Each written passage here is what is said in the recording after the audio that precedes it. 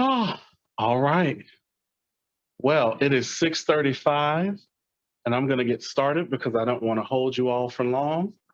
Uh, my name is Ernest Harrison, and tonight I will be presenting to you a collection of poems, all under the title of "We Tell Each Other Stories."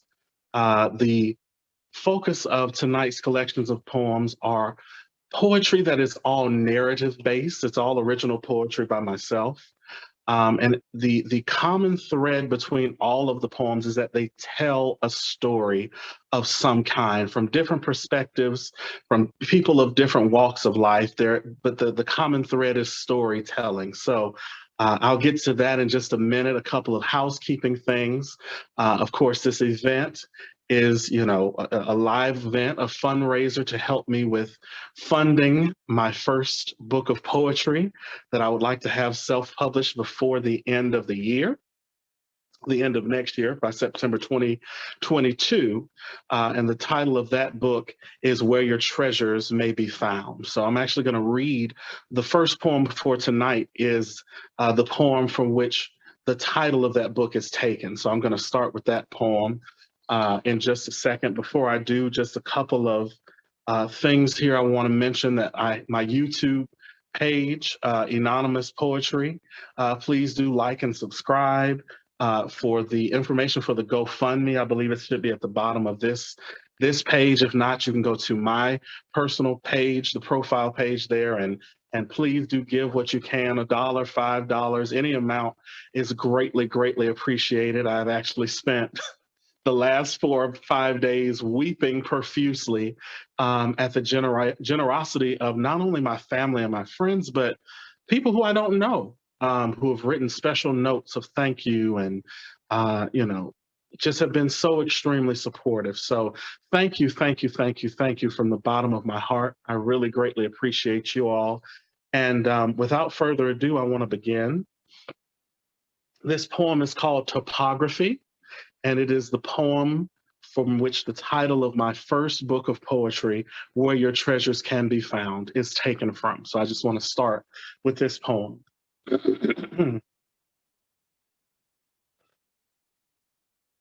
I want to explore your body and create a map for my eyes only, so I can always remember where your treasures can be found. I want to kiss your toes and beautiful feet and tender ankles so that I may know the story of where you've been.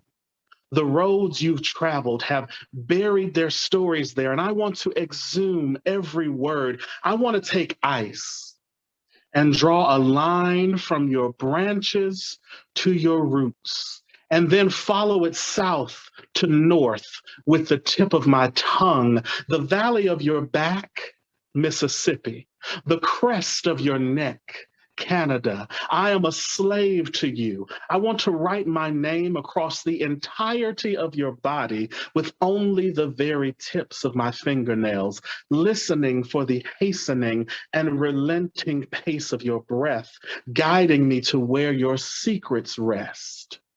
Shaded from the eyes of all who might seek to find them, but have not been granted boon. I want to rest my head upon your chest and listen to your heart, and then slowly drag my lips across your collarbone, then your equator, and finally to paradise. Revisiting your heart with each new destination to find where your passion resides. I want to take one breath and leap from the heavens into the depths of your ocean and see what is submerged there. I will invite you into the waters of me, where I have reserved all that lie beneath my waves for you. I want, I want, I want to create a compendium of you. I will write the critical edition of your body and then gift it to you in the hopes that you will be born anew. These secrets belong to only you and me. Thank you. The next two poems I would like to read are both about mothers. Um, the first poem is written and was based on a story that a very close family friend told me. She told me about her own personal story of being given away by her mother at a very young age and adopted by another family. And I want to make clear that I am not telling her story, but listening to her story, this poem was born. It's written from the perspective of a mother who has to give her daughter away. The second poem is written from the perspective of Mother Earth, Gaia, the Earth Mother that we all know. I tell you this now because I'm not going to pause in between the poems. I'm going to read straight from the first to the second with only the titles in between. A mother's work is never done. I don't want to have to raise no strong women. I'm not raising nobody to deal with the backhand of a man or, God forbid, the hard head and hard penis of Uncle so and so or Deacon such and such. Too many of us have been forced into womanhood long before we was due. I ain't gonna do it, and this world don't have enough strength to make me. I don't want to have to raise no strong women. Not strong like the world means it, because they don't mean strong the way they say it. They mean tired, beat down, put upon, owned, messed with, raped. Like that's some damn honor. Pain is not something you wear around your neck like diamonds or gold. I remember the way they talked about my mother. The way y'all said her name, they called her strong too. Whenever daddy left, or worse, when he came home, when them other women came around cussing her out like she was wrecking their house. She busy raising other folks chilling with sore hands and feet, spine bent, back aching from the weight of being everything for everybody, dried out to the bone, nothing left for herself. Oh, but she was strong. To hell with all of that. Didn't my mama deserve better? Don't you think she wanted to live easy and soft and sweet like milk? They would say, Miss Georgia sure is strong. That's what they would say. All the while chewing her up and looking for somewhere to spit. I'm not going to do it. Damn the world and they hungry eyes, damn them. They can't have the one I raise. I pray God give her to somebody who can raise her smart and clever, make her wise, keep her safe somewhere she can make room for herself to dance and grow out in the sun, give her voice and joy songs and opportunity to minister and be fine for nobody but herself. Give her hands that can shape the world in her own image. Dear God, Father of heaven. No, no, no, no. Mary, Mother of Jesus, because you are a woman. You understand. I don't want to have to raise no strong women, not like the world means. I know my can from my can't, and I can't look a girl child in the eye, not one who come to this world through me least ways. I can't look her in the eye and lie to her because I've seen what this world does to women, how it breaks us with their own hands and then pretend like they don't know what happened. Lord and Mary, let her go somewhere she can be fragile, safe, and unstoppable. Send her somewhere she can live easy and soft and sweet like milk. Mother Nurture. Real love is hard, sharp on all sides, and solid in the middle. It was always meant to be. Look at my skin. See these lines in my face? Look at my hands. They were soft once. Love has made me dry and cracked, gray and sallow, but that's what love does. It drains you. Love never let me rest. Crops sown and harvested till the soil is bare, stomachs full, hearts and heads lifted, they leave me. Look at these scars. With my back naked before them, I gave all that was green and new more. Look at these scars. I opened my chest and gave love, glistening things. More. Look at these scars. I opened the core of me and gave love myself, shining and bright. More. They took it all. Inheritance in hand, they leave me. Clay dug up, minerals stripped, houses built, children kept warm and safe, they leave me. With my cupboards empty, back and feet aching, cracked hands covered in scars, I look up to the sky and I say what they won't. Thank you. Children always treating their mother like she's underfoot, you know what I mean? But I love them anyway. I pray for them every day. Raising children is hard. That and real love. That's what I meant to say. Thank you. This next poem I wrote as somebody who is a native of Southeast Alabama and who is a lover of the weather in Alabama. I never thought I would say this, but I miss that 100% humidity. I, I miss the regularity with which it rains in my hometown. Living out here in Los Angeles, where I love, and I have found my career and my life and my love, I miss the rain, y'all. So every now and again it rains, and I always take note of it.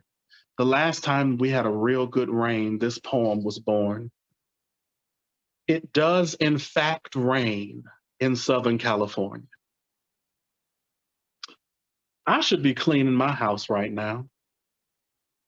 I'm supposed to be cleaning my house right now, but the rain told me to sit down and listen to the original percussion ensemble playing the sidewalk and the panes of my windows and bushes and the fountain with very little notice and only the slightest introduction and presentation of the thematic material to the audience, a cursory pit-pat of a few droplets in order to familiarize us with the depth and richness of the melody to come. A deluge unfurls and the entire world is become an instrument. It would be rude to miss out on a performance this. God, if Yo-Yo Ma showed up in your living room to play Bach, you would at least have the decency to come out of the kitchen and listen in person. So I sat down in my doorway and I watched the concert still with my heart open wide and outstretched to catch the rain drops. Thank you so much. This next poem, or rather, this next set of poems, is intended to be read together. I I often think of this next set of poems as two yolks from the same egg, if you will. So even though they are separate poems, I really do believe they are one and the same in terms of energy. And I like to have to read them back to back. So I'm gonna do that for you today. Before I do that, I'm gonna get a sip of water.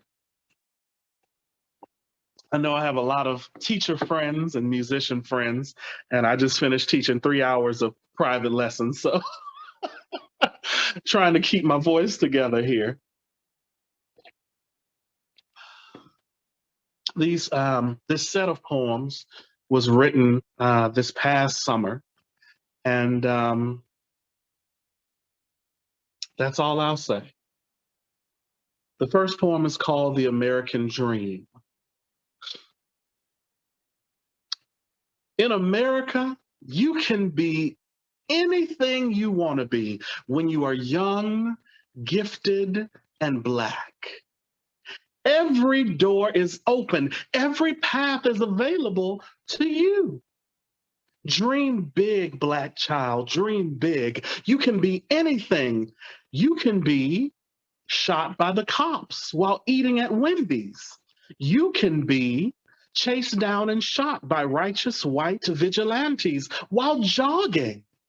You can be murdered by police while selling cigarettes. You can be executed while having a mental breakdown. You can be murdered while sleeping peacefully in your own bed. You can die mysteriously in a jail cell after being arrested during a routine traffic stop, or simply assassinated in the front seat of your car, sitting next to your wife and child.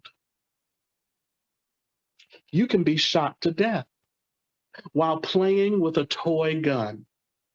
You can lose your life because you were beautiful and trans, and some broken man couldn't come to terms with loving you. Skittles, milk, and a hoodie, a forfeiture of life, and the right to the pursuit of happiness, to be sure.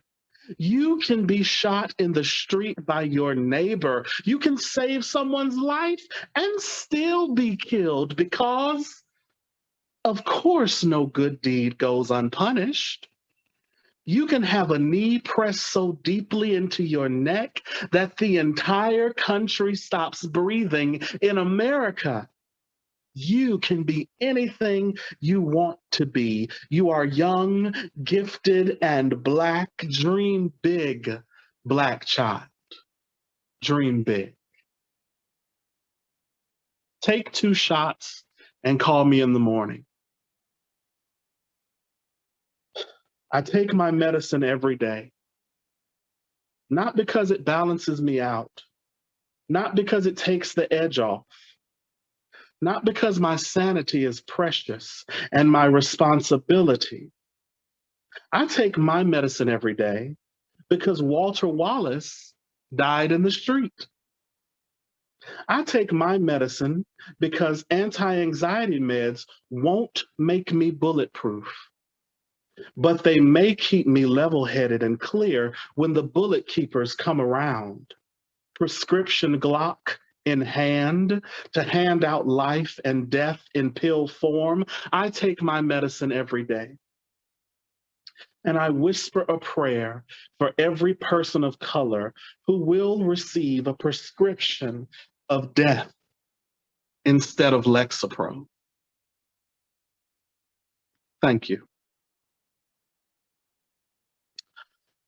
The next poem is also like Topography, taken from my first book of poetry that I am planning to publish this year, upcoming. This book, this poem is called Muddy Waters, and it's written for anyone who's been through a particularly tough heartbreak. Yeah.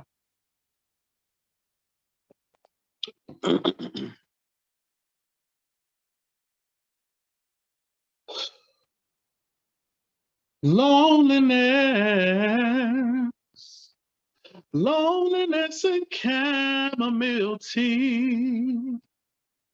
I said loneliness, loneliness and chamomile tea. I'll be so glad when I get happy. So lonely can't stay away from me. Loneliness, spicing my tea, now grown cold, I push my face deeper into the cushions simply to feel the pressure, the lullaby, the silent night of it all. I woke up early this morning. I reached, but you wasn't there. I woke up early this morning, but I reached and you wasn't there. Sleep's been playing tricks on me again, 'cause when I dream, I still smell your hair. I lay entombed in my ironically named living room. The things that I want, I cannot have. The things I can have, I do not need. The things that I need, I do not want. So I think it best to just lay still and write blues songs in my heart. Mississippi told me this would help somehow, so I've got to believe that something will eventually change. My compass can't always point towards heartache. A man's luck's got to shift sometime, right? Loneliness, loneliness and chamomile tea. I said loneliness, loneliness and chamomile tea. Nobody here but me and my reflection. At least I'm in good company. Thank you. You know, when I was putting together this collection of poetry and trying to figure out a theme, I settled on storytelling because I love stories. One of my former bosses once mentioned to me that she thought I would be a scribe if we were around at another time. And I've always kind of taken that to heart. And I love the idea that a story doesn't necessarily need to be long in order for it to be meaty, um, in order for it to be good. Yeah. For instance, you may have noticed I'm reading my poetry. I read my poetry because I very much struggle with memorization. So I used to feel for years and years and years that I couldn't be a legitimate poet until I heard my literary hero, Nikki Giovanni, say that you should not memorize your poetry. More or less, she said.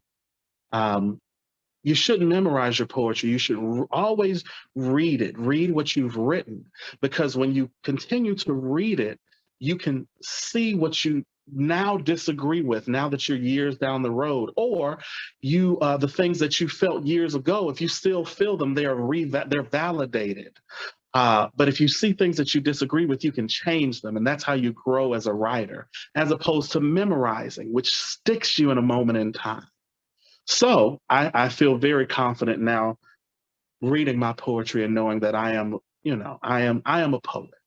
But my point being, the only poem that I have committed to memory is a very, very short poem. And I think if you know me anyway, if you know anything about me, it tells a very specific story.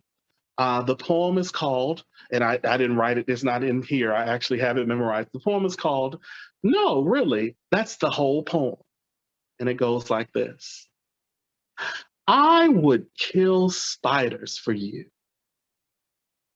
If you know anything about me, that is a whole story and a half. But I digress. My point being, I love this. The natures of stories can be long or short and still very, very good. That being said, I wanted to read you this poem called I Tried to Catch It. It's very short, and it's about a person who was working outside of my apartment complex one day in the garden, and they were whistling a tune, and it was one of the most beautiful melodies I'd ever heard. And it brought me to tears, and my tears created this poem. I tried to catch it. He whistled a sweet Spanish romance on jazz breath and soft kiss. It danced me whole and set me loose. I weep at the bend of his melody, its truth. Messiaen, He Olivier me this morning on soft flighted wing, did his whistle sing, sing my tears awake this morning, this clear morning. Thank you. This next poem is also written, another poem from the perspective of a mother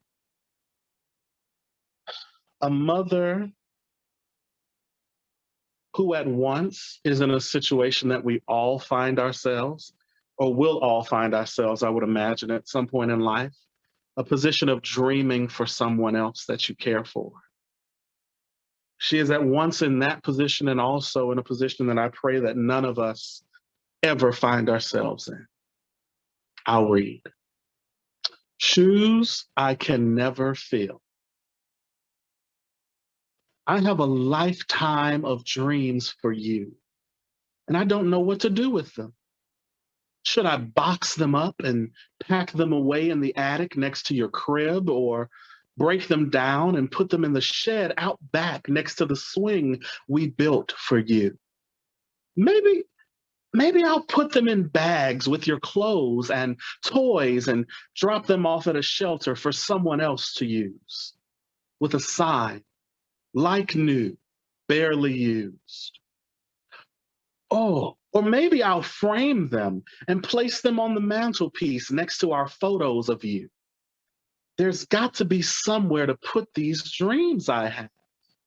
A lockbox or a jewelry case, a perfect U-shaped space to hide these hopes and plans and prayers, but I can't seem to find one. I was meant to nurture your song and one day hear it in full bloom.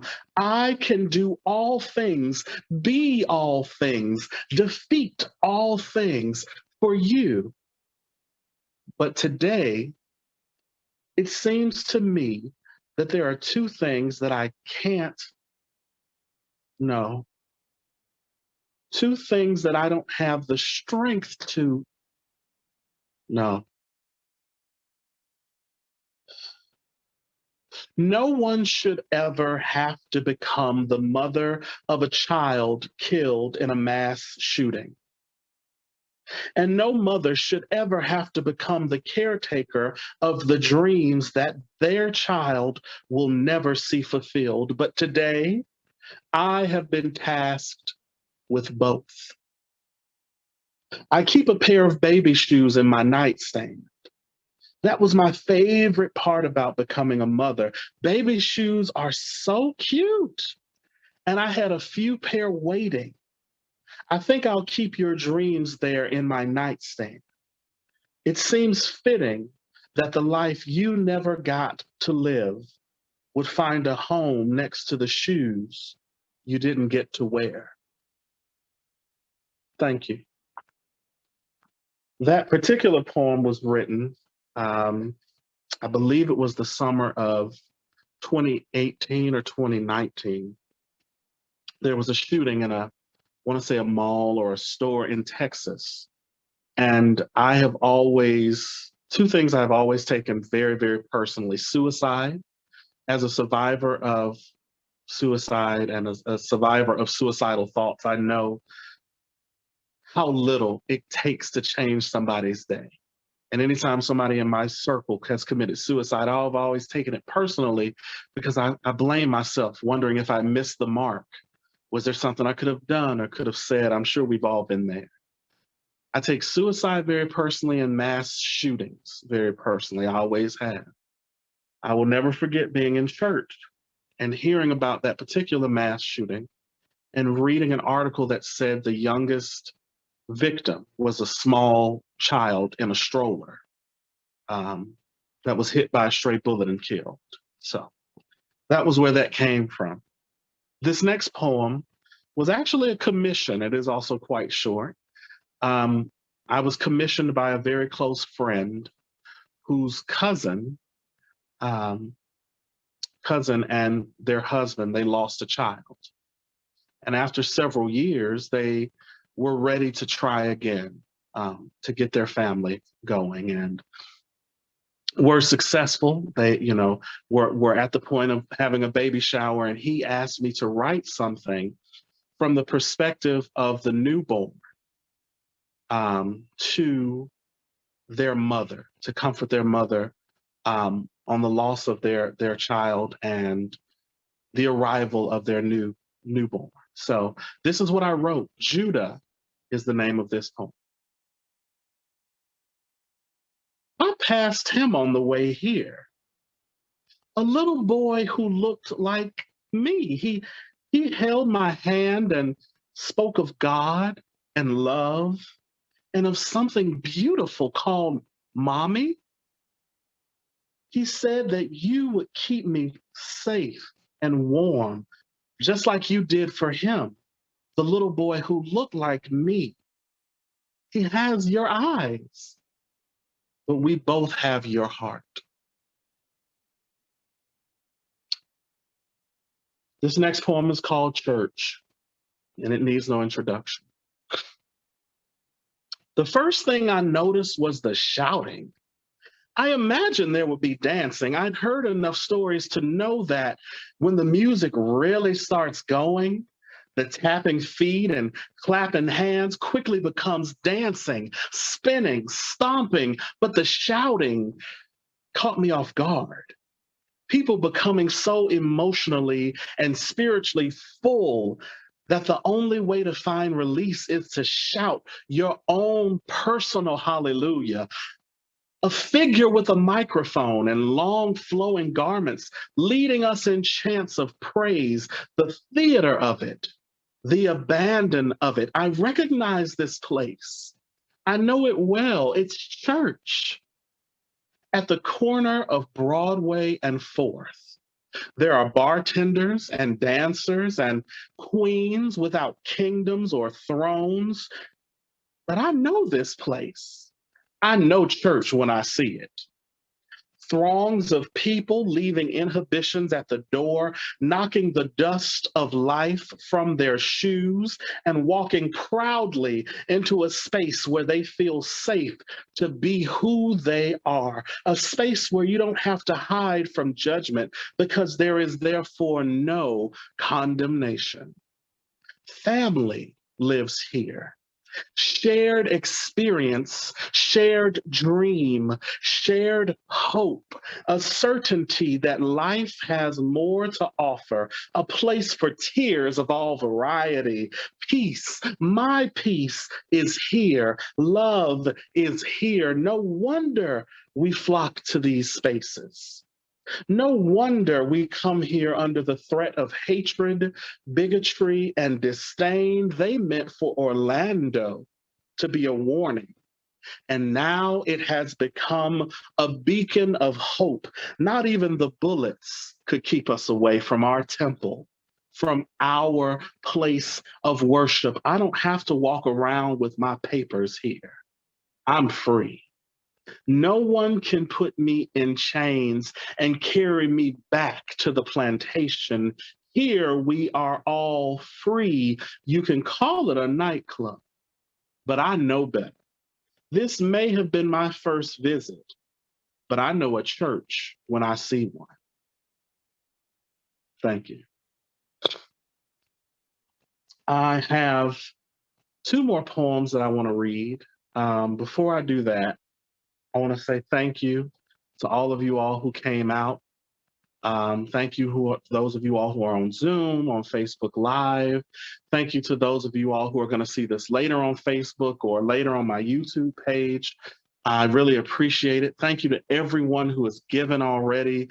Thank you to everybody who is going to give. I'm trying not to be emotional, and I'm failing. It really does mean a lot, more than I can even explain. It's one thing to dream a dream. It's another thing to put your feet to the ground and actively pursue it. And this is a dream that I have dreamt for many, many years. And it only recently occurred to me that I have the power within me to do it. I don't think I would have come to that realization without you all allowing me to express myself through my YouTube page and on Facebook and putting up a lot of bad poetry, I'm sure, and going through the process of growing and feeling comfortable with performing. Um, I could not have done this without you. And I am ever, ever so grateful. I want to say thank you to my family who have supported me um, in at every turn. Thank you to my therapist who sat with me for years as I started. I didn't, I wrote a little bit of poetry in high school and here and there a few years back, but I really started writing 3 years ago when I started therapy because it was a part of my process of healing. And I cannot express to you how important it is to take care of your mental health and to talk to somebody. It's invaluable for all of us to do. But I'll get off of my therapy high horse and I'll read these final two poems for you. The first one is Romans 8:26, and it was inspired by and is dedicated to all of the matriarchs and patriarchs in my family. I'm wearing now the name of my father and his three brothers, the fathers of our family. I am so grateful to be from Tuskegee, Alabama, a small knit community, a family that has nurtured and raised me, uh, loved me, cared for me. I'm so grateful for every last one of you. I'm grateful for my national family, my Auburn family, my Mizzou family, my USC family, all of you all who have loved and supported me. But this poem is specifically for those mothers and fathers.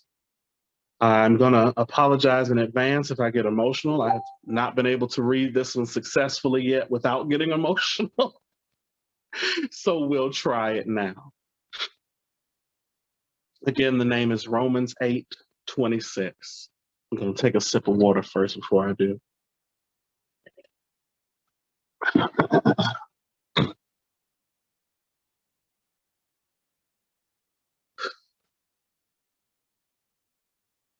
'Tis the old ship of Zion. 'Tis the old ship of Zion. 'Tis the old ship of Zion.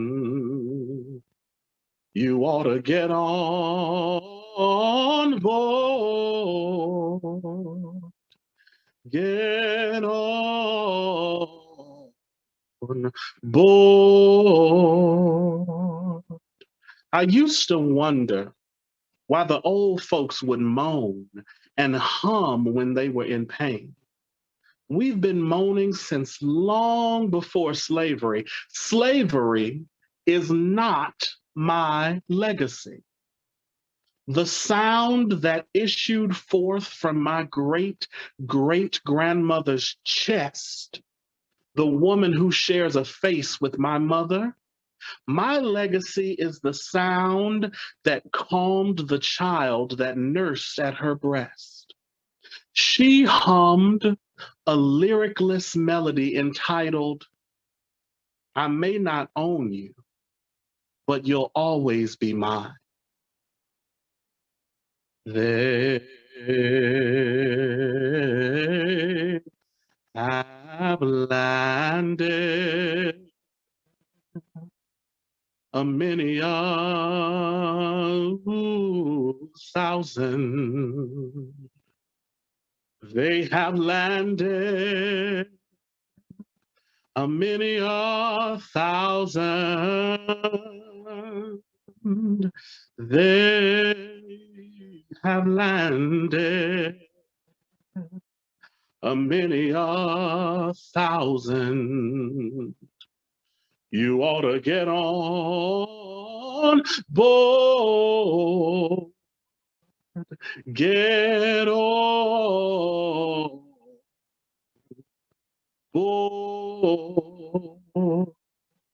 I've always wondered why we moan, us who have been beset upon by the circumstances of man's nature to hate, harm, and destroy that which he fears. We who have survived against all odds the seemingly endless battle, to come through it with a song, I think it is because pain takes time. And words take more time still. You don't have time to find words to give your pain voice when you're simply trying to survive. When your skin, faith, gender, who you love, when your very identity is used against you, when your truth is smelted down and formed into a blade to be sheathed squarely between your shoulder blades, you don't have time for sonnets. The hangman's noose draws nigh and the dogs are on my tail. The time for haikus has passed. So instead, we moan. The tune has changed, but its function remains the same. We are rocking ourselves, calming ourselves, and trying to survive as our spirit speaks its peace. Mm-hmm.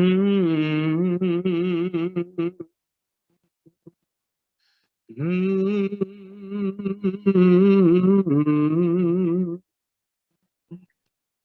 Mm-hmm. Mm-hmm.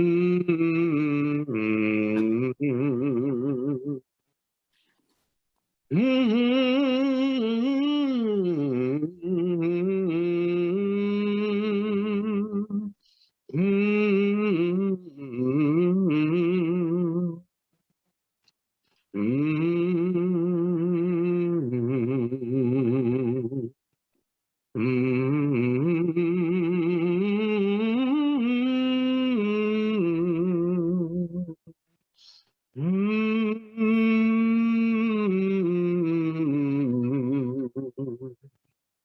Mm-hmm.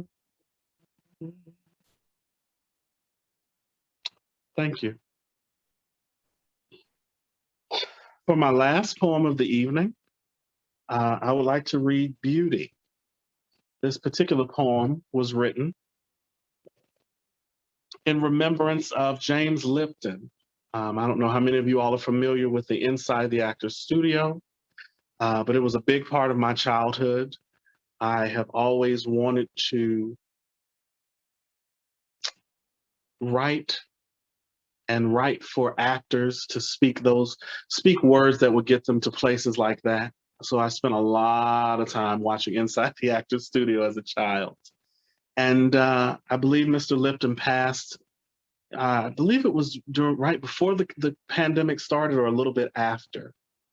And this poem came out of his loss. I took it kind of hard, but this is what came out. This poem is called Beauty, and it's my last poem for the evening. Again, thank you all so much for joining me. Please do visit the links below, the YouTube page and the GoFundMe link. Again, I appreciate your subscription, your like, your donation, your well wishes, your feedback, and thank you for allowing me to be a member of your community. I appreciate you and I love you. Here's Beauty, written in remembrance of James Lipton. There is beauty in this world, my friends. There is beauty in this world. Strangers who laugh with you in times of great stress become fast friends in moments of duress. And once shared experience ends, back to strangers they digress. Yes, my friends, in this world there is beauty. God speaks freely through the mouths of men in laughter and tears. He comes like wind, often felt but not seen. He resides within, loving us, drawing our eyes to the beauty. I've seen children walk up and grasp the hands of people they don't know or understand, but I think them wiser than us. What we can't see, they can. No care for race, religion, sex, or place of origin, for in their eyes, they only see the beauty. I place my ear to your chest for comfort and safety. I nuzzle ever closer, lest life's troubles invade me. To me, your heartbeat is the sweetest symphony. To my world, it brings beauty. We run from the grave, diligent fools, thinking we might be the exception and not the rule. But the circular path of life is not cruel, it is merciful, and thus full of beauty. Your existence and mine, a flash in the pan.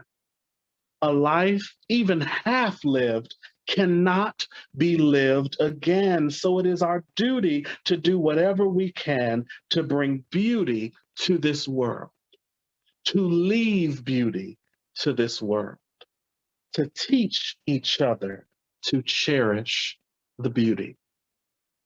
Thank you so much, everybody. Sending you all love. Please stay safe and healthy. Thank you again. Good night.